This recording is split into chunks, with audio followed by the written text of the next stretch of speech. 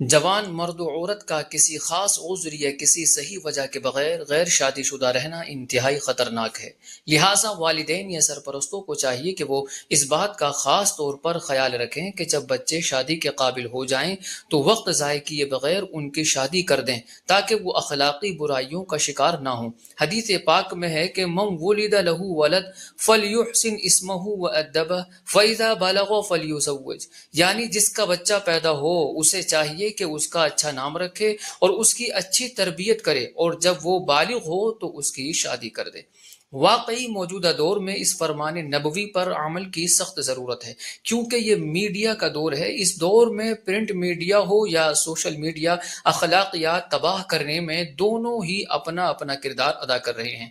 بدقسمتی سے social media کے طور پر فیس بک، واٹس ایپ، IMO اور ٹویٹر وغیرہ کا فضول اور غلط استعمال بہت عام ہو چکا ہے۔ عام طور پر نئی نسل کے لڑکے اور لڑکیاں فطری خواہشات سے مغلوب ہو کر انہی ذرائع سے بلا جھجک ایک دوسرے سے رابطہ قائم کر لیتے ہیں اور پھر اپنے باہمی تعلقات کو کس حد تک لے جاتے ہیں یہ کوئی ڈھکی چھپی بات نہیں۔ یاد رکھیں، شہوت نہ صرف انسان کو انسان سے درندہ بنا دیتی ہے بلکہ اسے انتہائی شرمناک افعال کا ارتکاب کرنے پر بھی مجبور کر دیتی ہے، جس کی وجہ سے انسان ذلیل و رسوا بھی ہوتا ہے اور سچی توبہ نہ کرنے کی صورت میں آخرت کے دردناک عذاب کا حقدار بھی بن جاتا ہے۔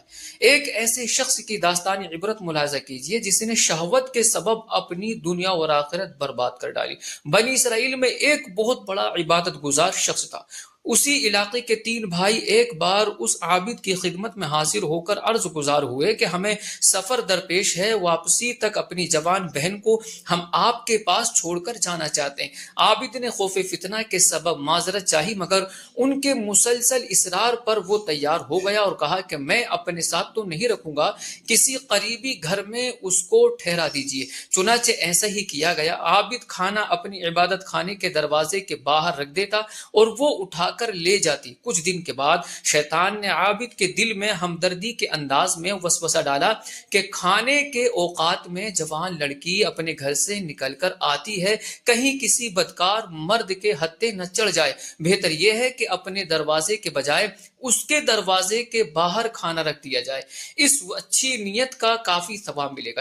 چنانچہ اس نے اب کھانا اس کے دروازے پر پہنچانا شروع کیا۔ چند روز بعد شیطان نے پھر وسوسے کے ذریعے عابد کا جذبہ ہمدردی ابھارا کہ بیچاری چپ چاپ اکیلی پڑی رہتی ہے، آخر اس کی وحشت دور کرنے کی اچھی نیت کے ساتھ بات چیت کرنے میں کیا گناہ ہے، یہ تو کار ثواب ہے، یوں بھی تم بہت پرہیزگار آدمی ہو، نفس پر حاوی ہو، نیت بھی صاف ہے، یہ تمہاری بہن کی جگہ ہے۔ چنانچہ بات چیت کا سلسلہ شروع ہوا۔ جوان لڑکی کی سریلی آواز نے عابد کے کانوں میں رس کھولنا شروع کر دیا، دل میں ہیجان و جوش بپا ہوا۔ شیطان نے مزید اکسایا، یہاں تک کہ نہ ہونے کا ہو گیا۔